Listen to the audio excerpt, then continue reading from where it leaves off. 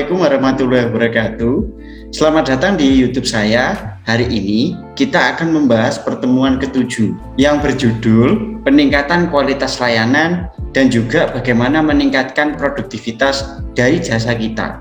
Baik, langsung saja ya.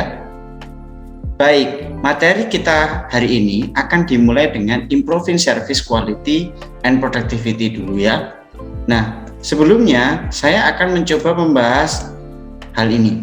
Jadi, the service quality productivity profit triangle. Jadi ada segitiga kualitas, produktivitas, dan juga pendapatan atau keuntungan dari suatu perusahaan dan disatukan dalam satu triangle atau segitiga gitu ya.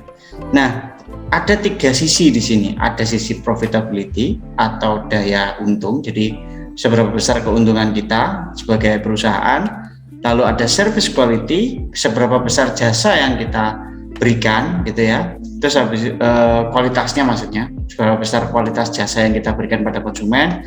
Terus ada productivity atau tingkat produktivitas dari apa yang sudah kita berikan pada konsumen, yaitu jasa gitu ya. Nah, service quality dan productivity ini punya kaitan yang bisa positif dan juga bisa negatif. Nah, kaitannya dengan ini adalah kalau kita membuat suatu produktivitas jasa terlalu banyak dan tidak ada kontrol kualitas di situ, maka otomatis akan berpengaruh pada kualitas jasa yang negatif gitu ya. Jadi semakin besar productivity akan justru berbanding balik untuk service quality-nya. Tapi kalau kita melakukan pengendalian gitu ya, termasuk dengan kualitas yang dijaga, otomatis service quality-nya akan lebih baik gitu ya. Nah, begitu pun juga dengan service quality yang bagus. Ketika service quality ini terlalu memiliki banyak sekali prosedur-prosedur yang terlalu banyak gitu ya, entah itu kepada konsumen ataupun kepada karyawan kita sendiri, maka dari sisi produktivitasnya juga akan semakin sedikit gitu ya, berbanding terbalik. Misalkan aturannya adalah misal kayak sekarang kereta api gitu ya. Kalau kita mau naik kereta api jarak jauh, kita harus melakukan PCR ya, syarat swab PCR gitu. Nah, syarat swab PCR meskipun hal tersebut adalah perintah wajib dari pemerintah, namun KAI ketika melakukan kebijakan tersebut otomatis akan mengurangi produktivitasnya, atau secara nggak langsung orang-orang yang akan naik atau calon penumpang juga akan semakin turun gitu ya. Nah, sebaliknya juga sama, ketika produktivitasnya itu semakin tinggi tanpa dikontrol, kualitas jasanya juga akan semakin berkurang. Kenapa? Karena pada dasarnya produsen itu hanya ingin mendapatkan keuntungan yang banyak, tapi tidak memikirkan bagaimana service quality dari jasa yang diberikan gitu ya.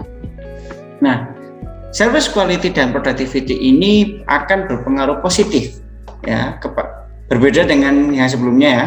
Kalau service quality kepada productivity itu bisa berpengaruh positif dan juga berpengaruh negatif, tapi kalau kepada profitability akan berpengaruh positif gitu ya. Jadi satu arah gitu. Kalau service quality-nya semakin bagus, maka profitnya juga akan naik. Kalau produktivitasnya semakin naik, maka keuntungannya juga akan semakin naik atau profitability-nya juga akan semakin naik.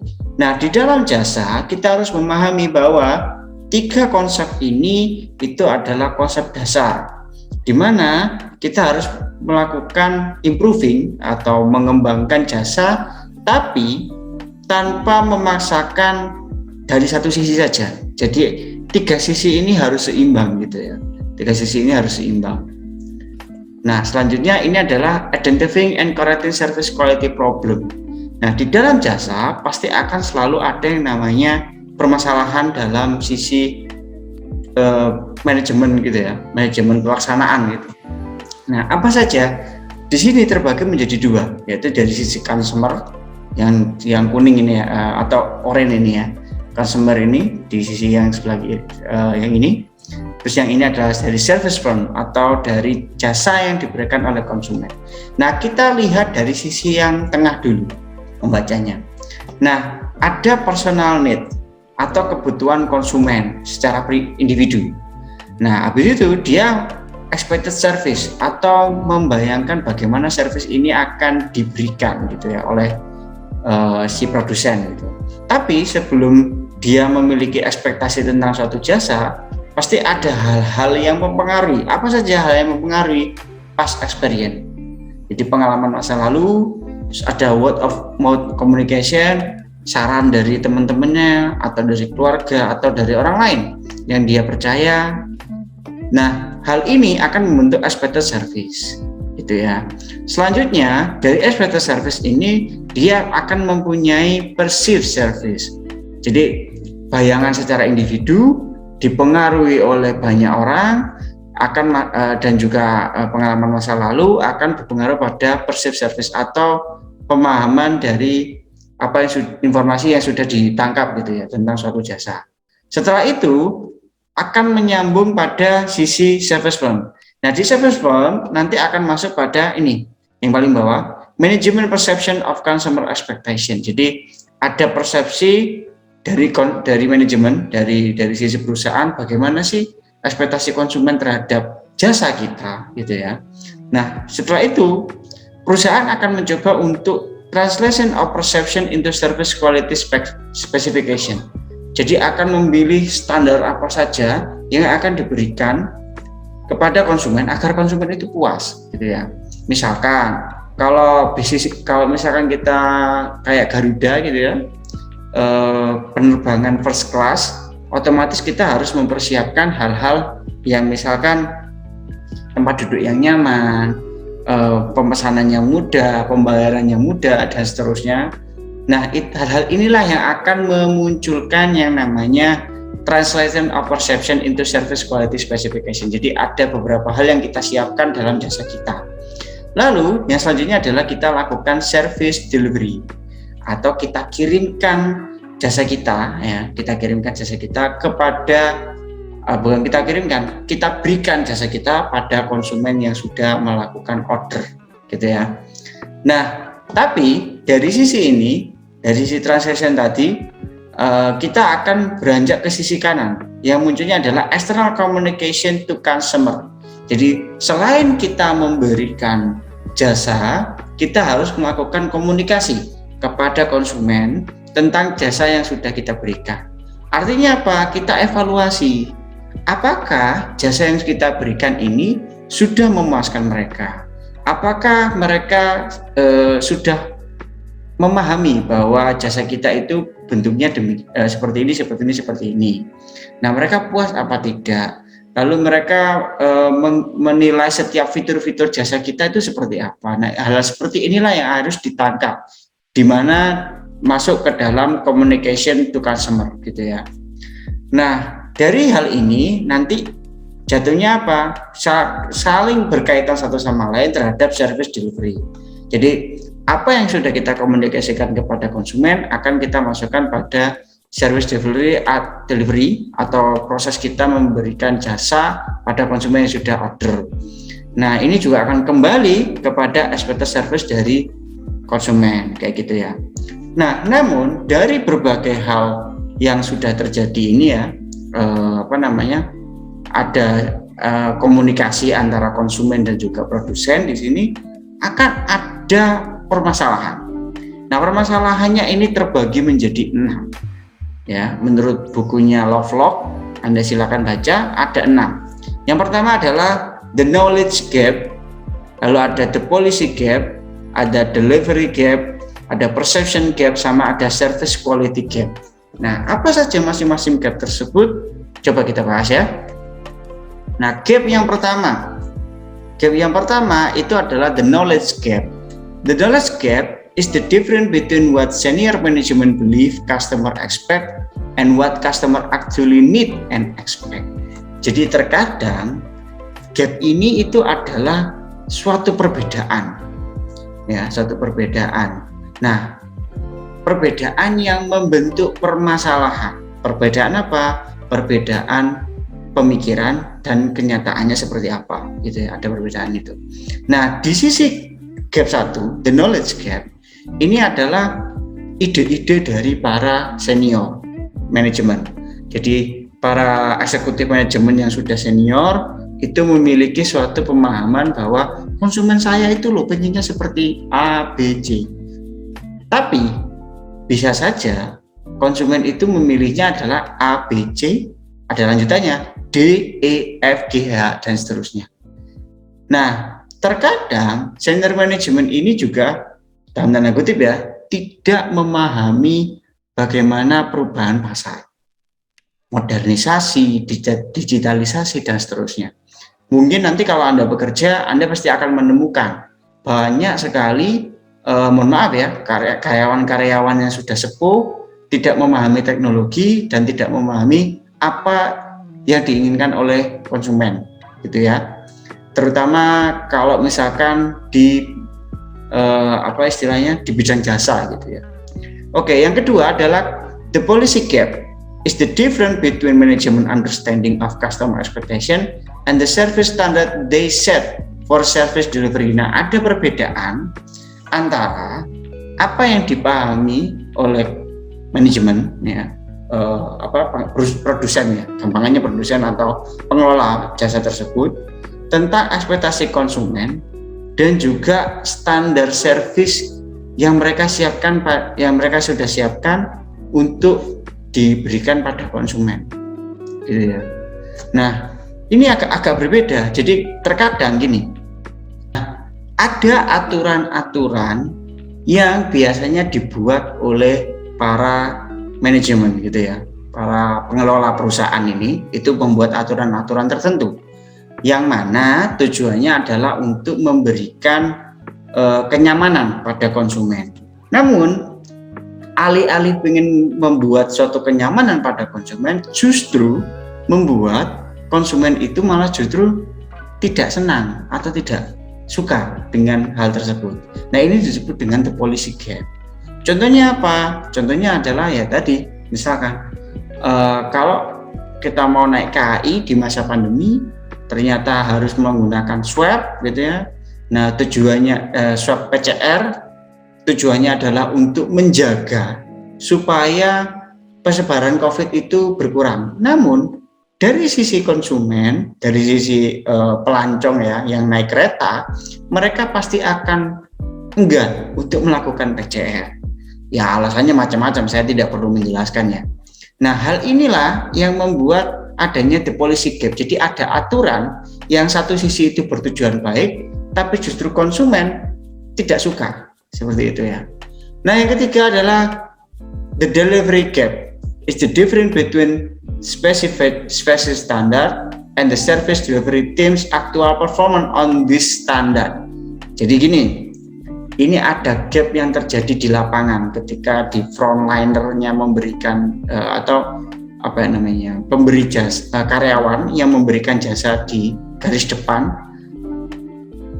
tidak memberikan pelayanan yang seperti yang sudah dilakukan oleh seperti yang sudah distandarkan oleh pimpinannya, gitu ya. Nah, hal ini banyak terjadi, misalkan ada beberapa, kalau boleh dibilang supermarket ya, saya tidak memberikan penjelasan.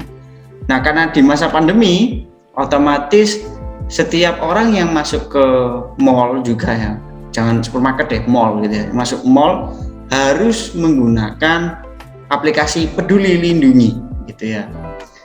Dan itu juga sebagai perintah dari pemerintah tentang hal tersebut. Tapi kalau kita lakukan kajian secara lebih lanjut, pemilik mall dan juga karyawannya, bahkan security-nya juga tidak bisa untuk melarang konsumen masuk ke dalam mall hanya gara-gara dia tidak punya aplikasi Peduli Lindungi, padahal dia sudah vaksin, ya kan? Nah, ini juga jadi problem. Nah, terkadang beberapa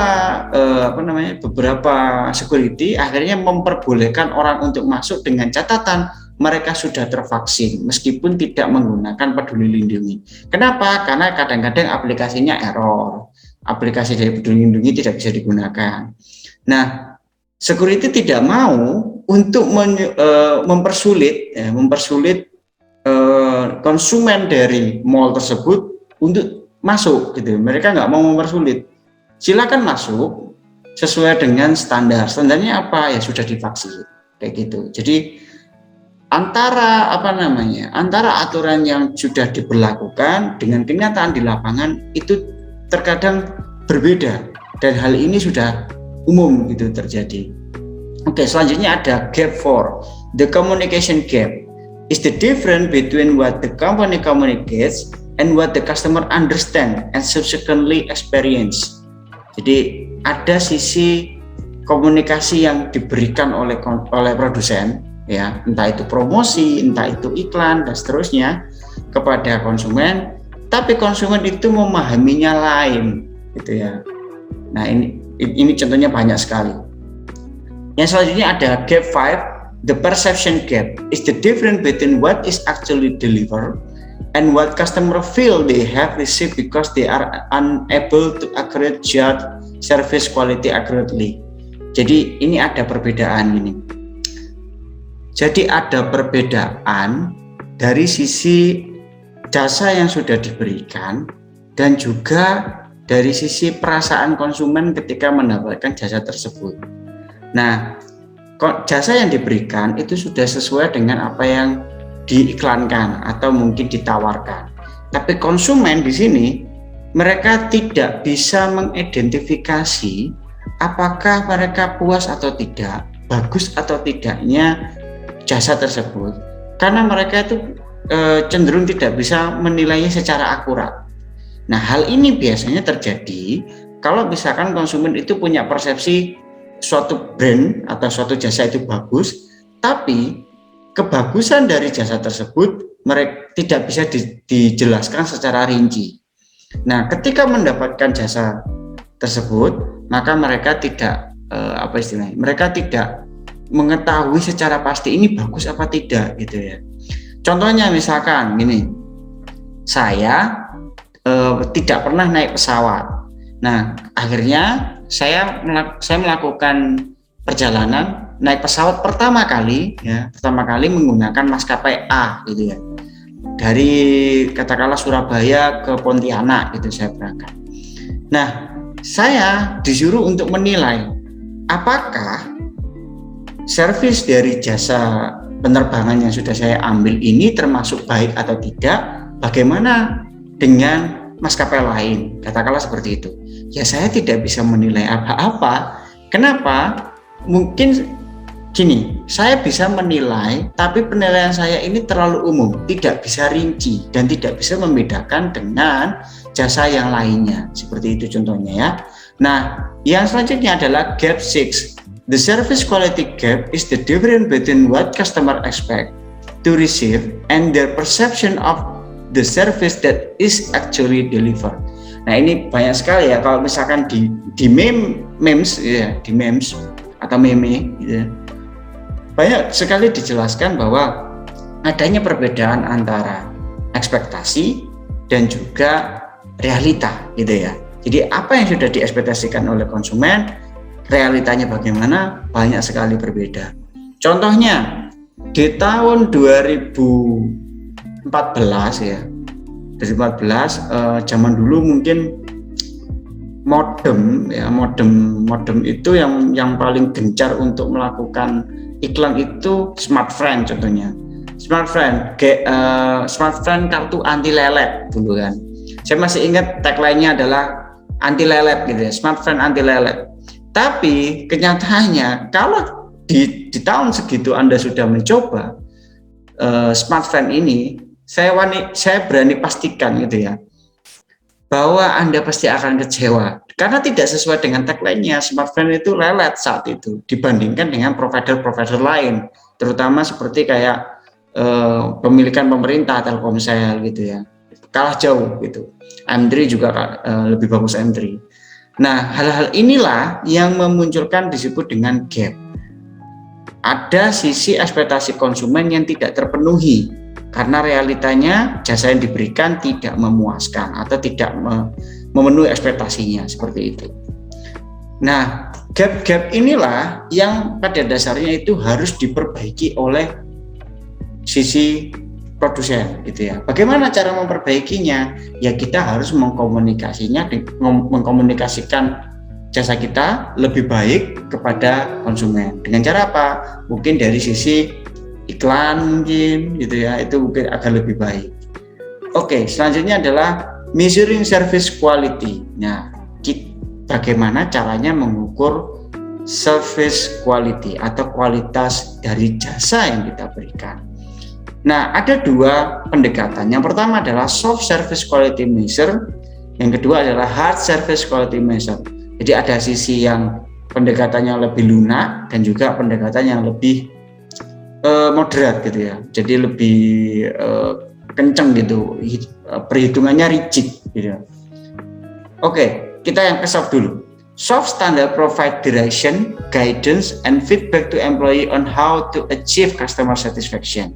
Jadi kalau soft standar yang lunak, yang mungkin mudah untuk diikuti adalah kita kasih arahan, pedoman, dan juga timbal balik dari karyawan gitu ya. Kita lakukan hal ini pada karyawan supaya karyawan ini bisa memberikan pelayanan yang baik dan muncullah kepuasan dari konsumen.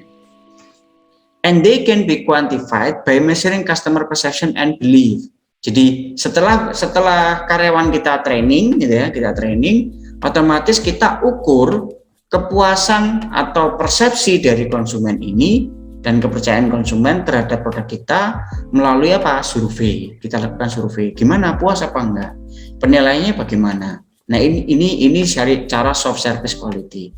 Nah, gimana cara hard service quality measure? Jadi kita ngukur secara lebih rigid gitu ya, lebih lebih pedomannya lebih kenceng gitu ya. Hard standard and measure in contrast are typically process activity and outcomes that can be counted, time or measure.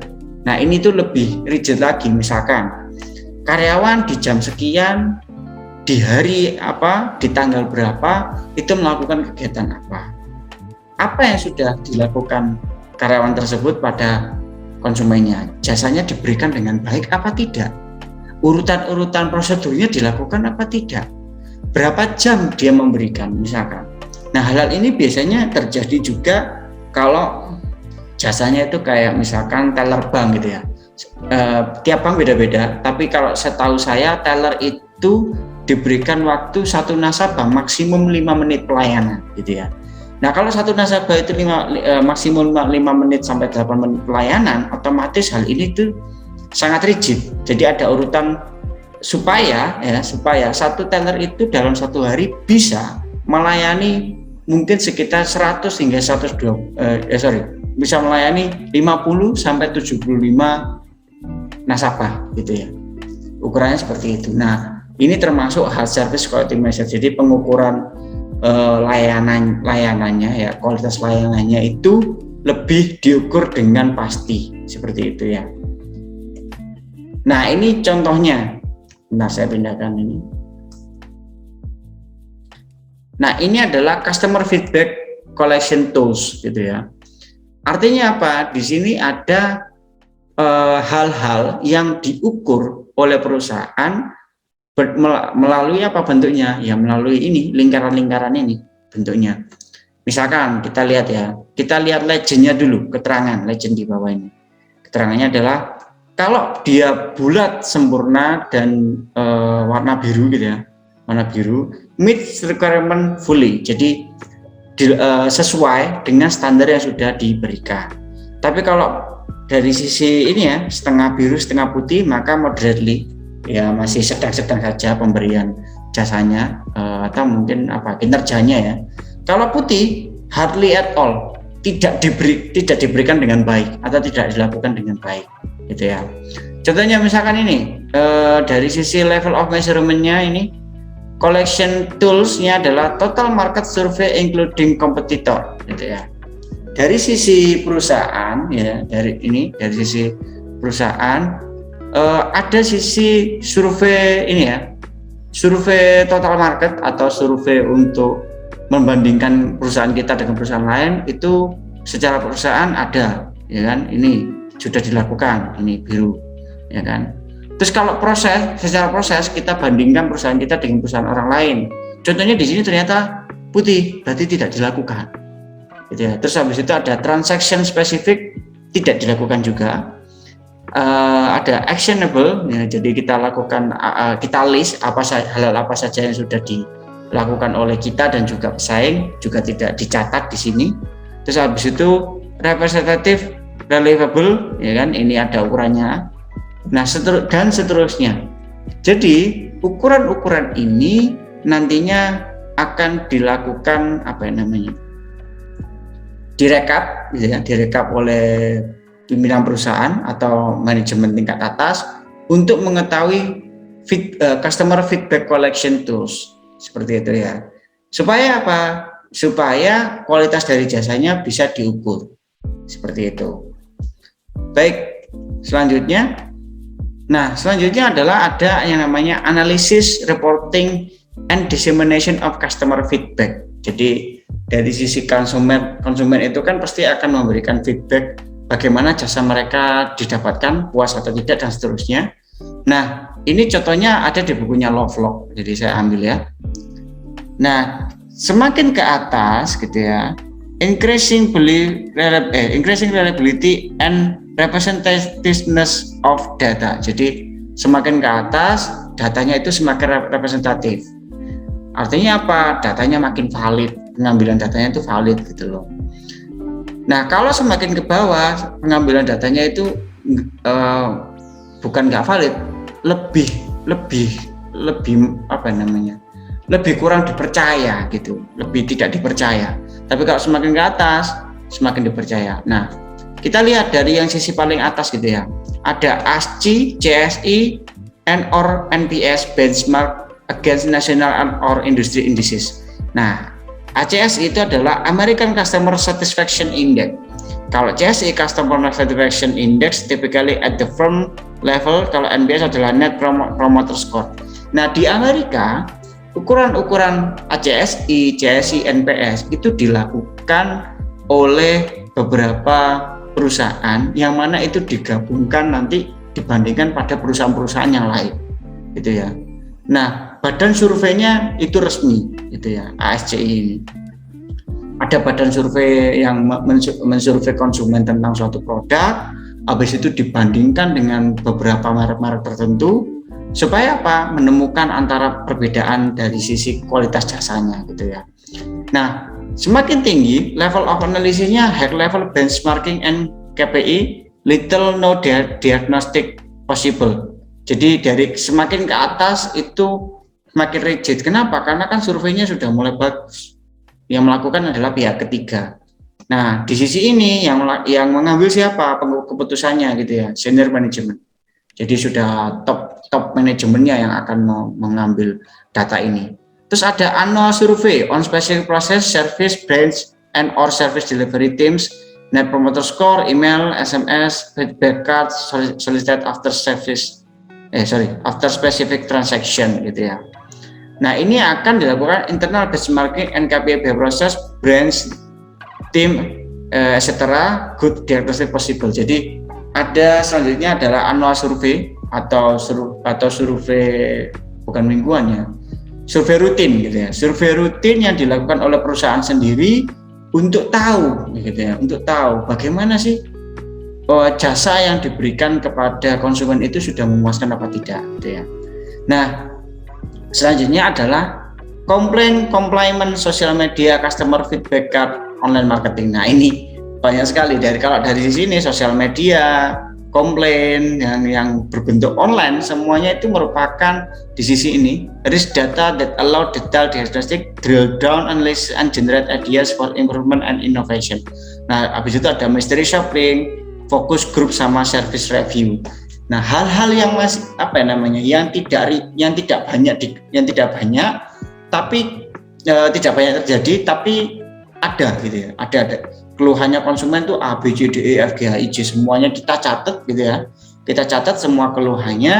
Nah, data-data ini itu nanti akan diolah oleh middle management and frontline. Jadi diolah oleh keputusan manajer tingkat menengah dan juga yang langsung berhadapan dengan konsumen, seperti itu ya.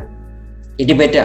Kalau datanya makin terbentuk survei yang mana itu rigid, itu pasti akan, atau rigorous, itu pasti akan dipegang oleh top management. Tapi kalau datanya ini hanya sekedar keluhan atau datanya ini sekedar beberapa apa istilahnya komentar-komentar konsumen yang ada di sosial media, nah ini yang nangkep hanya middle management dan juga frontline, seperti itu ya. Nah, ini adalah tool to analyze and address service quality problem. Ada beberapa alat yang bisa kita gunakan untuk menganalisa dan juga menjelaskan permasalahan dari kualitas jasa, gitu ya. Jasa kita tuh punya permasalahan apa sih? Nah, alatnya itu ada 3. Yang pertama adalah root cause analysis, kita gunakan diagram fishbone. Ya, kita gunakan diagram fishbone. Terus habis itu kita bisa gunakan Pareto analysis. Yang ketiga kita bisa gunakan blueprinting. Nah, saya tidak akan menjelaskan ini terlalu banyak karena pada dasarnya kalau misalkan kita mau menganalisis problem ya, service quality problem itu nanti lebih panjang lagi materinya. Biasanya ini akan masuk pada materinya akan masuk pada manajemen operasional gitu ya. Nah, saya lanjutkan lagi. Nah, ini adalah contoh dari return on quality, the important performance metric gitu ya. Penting atau tidaknya kegiatan yang kita lakukan dan bagaimana performanya gitu ya. Ini kalau dari sisi yang vertikal itu adalah performance compare kompetitor. Jadi bagaimana kinerja kita dibandingkan dengan kompetitor atau pesaing kita. Kalau yang sisi horizontal adalah important to customer. Jadi penting nggak buat konsumen gitu. Nah, kita lihat kalau misalkan kita bagi menjadi 4 diagram ya. Kalau di sisi ini adalah hal yang kita berikan gitu ya, fitur yang kita berikan itu lebih bagus dibandingkan pesaing, tapi tidak begitu penting gitu ya, tidak begitu penting. Akhirnya apa? Do we deliver too much? Apakah kita tuh memberikan jasa yang berlebihan gitu ya, jasa yang terlalu berlebihan gitu buat konsumen. Nah, ini perlu dipikirkan.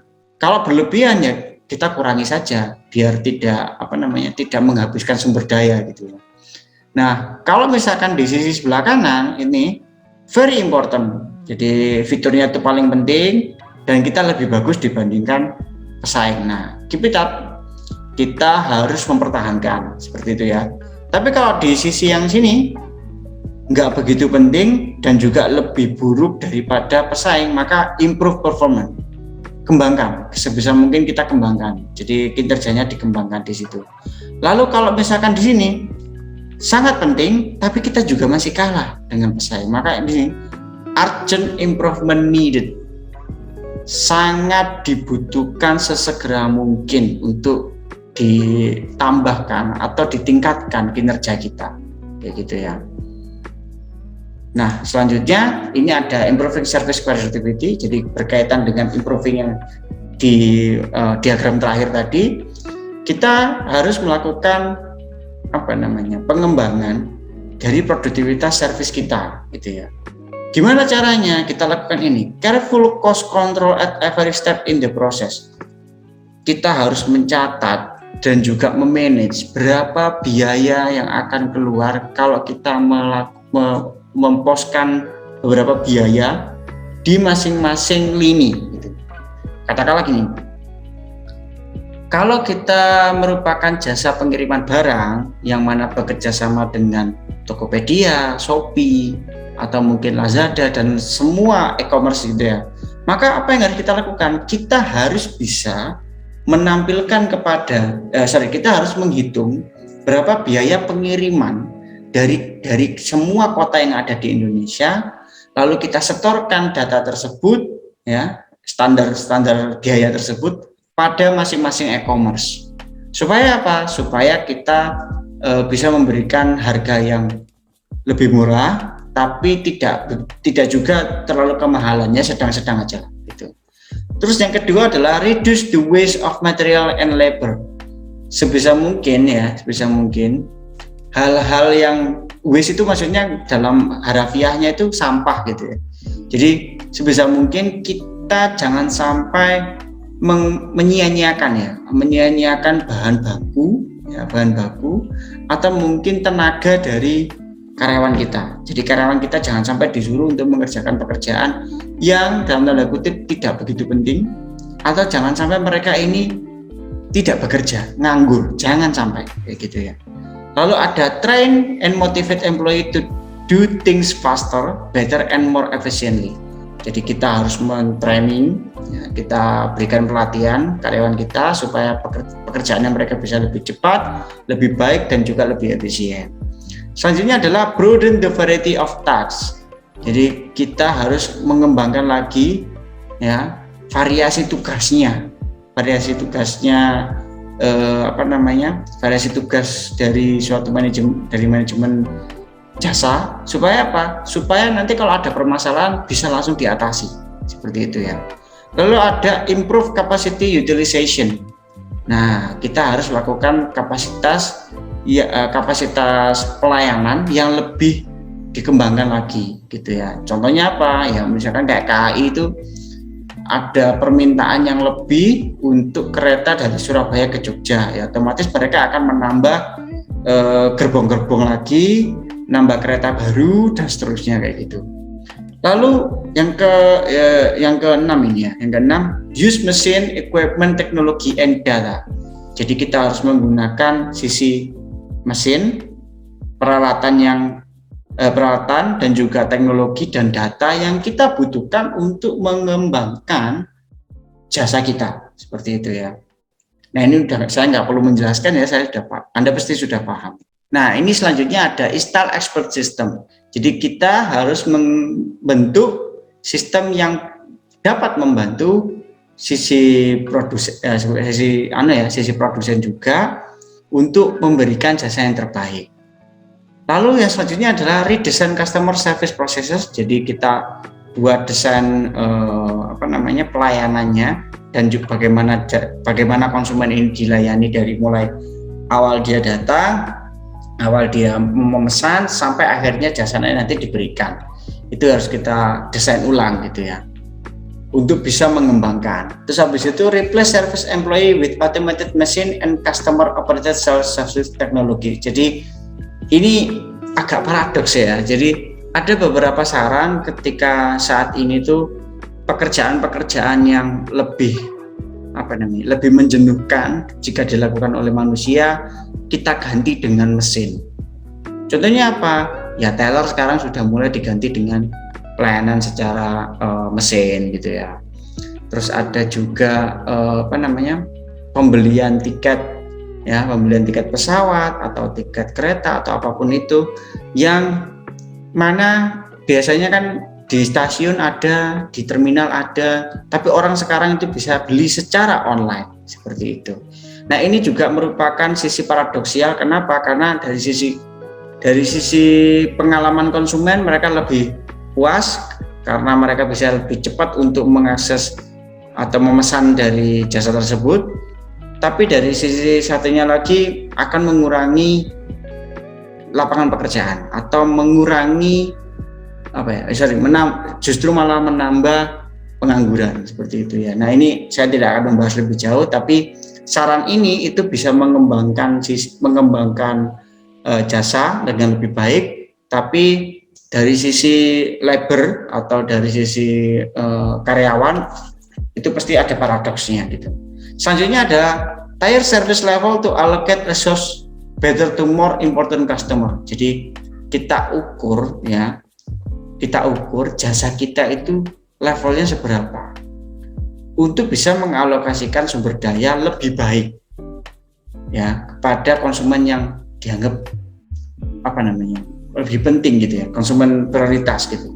Sebisa mungkin kita berikan standar yang bagus, kita berikan jasa yang optimum pada konsumen-konsumen yang utama, yang paling baik gitu ya.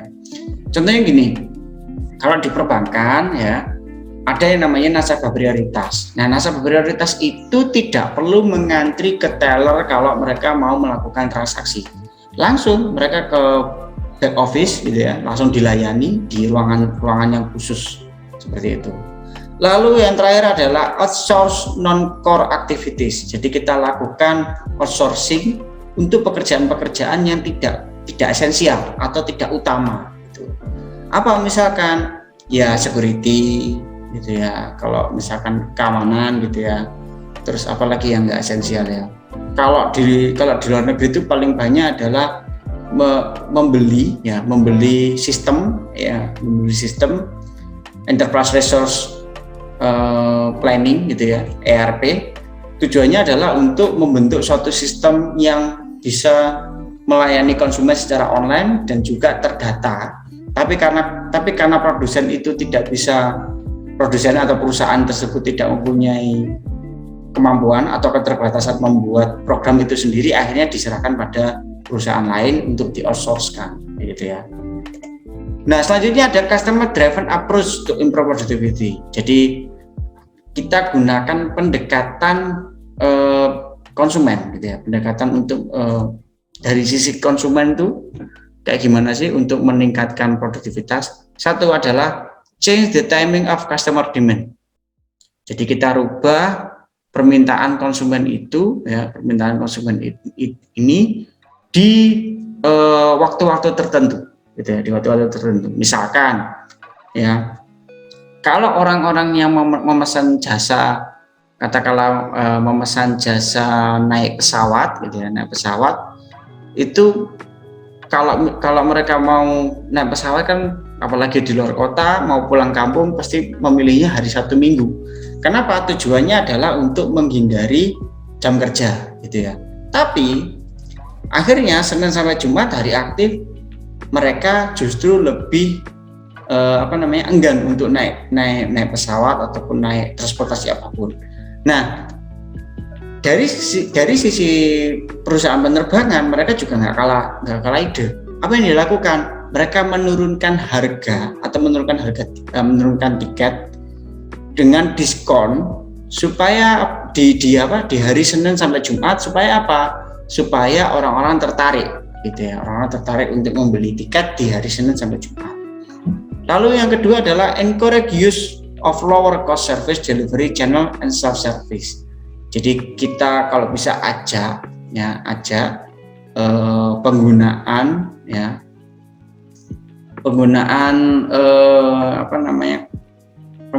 beberapa jasa yang memiliki biaya paling rendah untuk kita gitu ya. Jadi kita jasa yang akan diberikan pada konsumen itu memiliki biaya yang paling rendah sebisa mungkin gitu ya. Terus habis itu self service.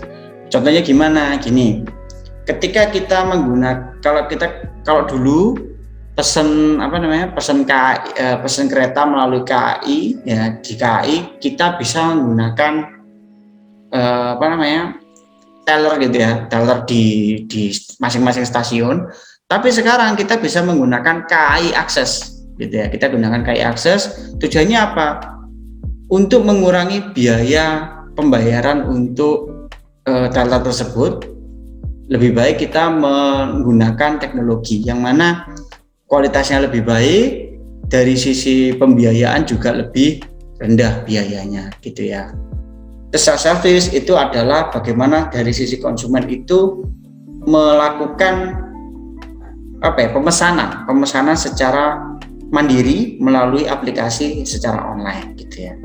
Lalu yang terakhir adalah ask customer to use third parties. Jadi kita minta konsumen untuk menggunakan aplikasi pihak ketiga gitu ya. Contohnya apa? Misalkan kita merupakan jasa e-commerce gitu ya. Katakanlah kita Shopee gitu.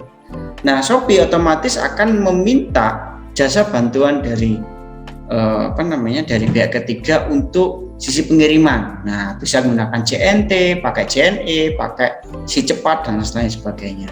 Supaya apa? Supaya konsumen itu mampu untuk bisa self service tadi, tapi dari sisi kita tidak perlu mengembangkan terlalu jauh sampai katakanlah di Shopee ya, nggak perlu membuat armada untuk pengiriman barang ya, anak perusahaan baru pengiriman barang nggak perlu, kita kerjasama aja dengan perusahaan lain kayak gitu. Nah selanjutnya, productivity improvement impacts quality and value gitu ya. Nah selanjutnya, productivity improvement impacts quality and value. Jadi semakin kita produktif ya, perusahaan produktif akan mengembangkan atau mempunyai pengaruh gitu ya, pengaruh terhadap kualitas dan juga nilai dari perusahaan tersebut. Ukurannya dari apa? Ukurannya adalah ini, front stage effort to improve productivity. Jadi orang yang paling depan berhadapan dengan konsumen itu mempunyai value yang bisa ditingkatkan untuk bisa melakukan improve productivity. Jadi kayak yang saya contohkan tadi, teller itu harus bisa memberikan pelayanan secepat mungkin. Ya, satu nasabah itu katakanlah 5-8 menit gitu ya. Lalu backstage, change may impact customer gitu ya. Jadi orang-orang yang bukan front stage ya, ada orang yang bekerja di belakang layar itu bisa saja merubah pengaruh pada konsumen. Gimana? Ya sistem-sistemnya diperbaiki, jasa-jasa yang bermasalah diselesaikan kayak gitu ya. Terus ada caution on cost reduction strategies. Jadi kita harus melakukan pencatatan atau mungkin kehati-hatian ketika kita akan mengurangi biaya. Jadi strategi pengurangan biaya itu hati-hati, jangan sampai biaya yang dikurangi itu merupakan biaya yang core gitu ya, atau biaya yang penting, jangan sampai dikurangi. Yang kita kurangi adalah biaya-biaya yang tidak penting, seperti itu ya. Nah ini contohnya adalah integration and systematic approach to improve service quality and productivity. Jadi ada beberapa cara, terutama dari sisi manajemen operasional, mungkin Anda sudah pernah dapat. Kita bisa menggunakan total quality management ya, kita bisa gunakan Six Sigma, kita bisa gunakan ISO 9000 certification, kita juga bisa menggunakan Malcolm Baldrige and AFGM approach gitu ya. Nah hal-hal ini kalau dari total quality management sama Six Sigma itu bisa dilakukan oleh perusahaan secara pribadi. Tapi kalau ISO sama Malcolm itu ukurannya itu diberikan pada pihak ketiga untuk mengukur jasa kita itu baik apa tidak. Nah selanjutnya ada bahasan mengenai building world class service organization. Gimana sih cara kita mengembangkan jasa ya, produk jasa yang selevel dunia gitu ya. Level penjualan kita sudah ke dunia. Nah kita harus punya pemikiran 4 level of service performance. Nah yang pertama apa saja itu? From loser to leader. Jadi kita dari seorang yang kata tanda kutip pecundang gitu ya, tapi kita bisa menjadi leader atau pemimpin di situ. Nah kita bagi menjadi service leader, service profesional, service non entities sama service loser. Nah kita harus makin naik dari service loser, service non entities, terus naik lagi jadi service profesional, terus naik lagi menjadi service leader gitu ya. Nah, kalau ciri-cirinya adalah seperti ini, saya bacakan dari yang bawah ya. Service loser itu adalah bottom of the barrel. Jadi dia merupakan jasa yang paling buruk di sepanjang masa gitu ya. Patronize because there is no viable alternative. Jadi menakutkan. Kenapa? Karena ketika jasa kita di sisi ini, kita nggak punya sisi alternatif yang bisa dilakukan untuk meningkatkan jasa kita. Lalu ada new technology introduced only under those uncaring workforce. Jadi teknologi baru itu lebih didiskriminatif, tidak begitu dianggap kayak gitu ya. Lalu ada service non entities, yaitu dominated by traditional operation mindset. Jadi menjalankan perusahaannya itu ya mindsetnya itu mindset operasi yang masih jadul gitu, masih tradisional. Lalu unsophisticated marketing strategy. Jadi ada marketing strategi atau strategi pemasaran yang unsophisticated gitu ya. Terus ada consumer neither seek out nor avoid them. Nah, kalau ini udah bahaya ya. Jadi konsumen itu lebih memilih untuk menghindari produk tersebut atau jasa tersebut. Nah, selanjutnya ada service profesional. Nah, kita udah mulai naik nih kalau di sini. Clear market positioning strategy set that customer within target segment seek them out. Nah, kita lakukan STP ya, segmenting, targeting, positioning. Lalu proactive investment oriented approach to human resource management. Jadi kita lakukan investasi, pendekatannya itu melalui human resource management. Kita hire ya, kita pekerjakan orang-orang yang memiliki kualitas terbaik untuk bisa menjadi karyawan kita, seperti itu. Lalu yang terakhir adalah service leader, the creme de la creme of their respective industry. Yang selanjutnya adalah the creme de la creme of their respective industries. Jadi di industri kita ya, kita kan masuk perusahaan jasa kita masuk pada industri tertentu. Nah, di situ kita harus menjadi market leader dari yang terbaik dari yang terbaik gitu ya. Selanjutnya adalah name synonymous with outstanding service, customer delight. Jadi puaskan konsumen. Kita berikan pelayanan jasa yang di luar ekspektasi konsumen, yang bisa lebih dari ekspektasi konsumen. Lalu yang terakhir adalah employee are empowered and committed, gitu ya. Jadi dari sisi karyawan itu mereka bersemangat, mereka juga punya komitmen terhadap perusahaan kita. Nah, bagaimana cara meningkatkan itu? Macam-macam. Bisa dari insentifnya ditingkatkan, dari sisi kerjasamanya juga ditingkatkan. Baik, mungkin sekian apa yang bisa saya sampaikan. Terima kasih atas partisipasinya. Semoga apa yang kita pelajari hari ini bermanfaat. Wassalamualaikum warahmatullahi wabarakatuh.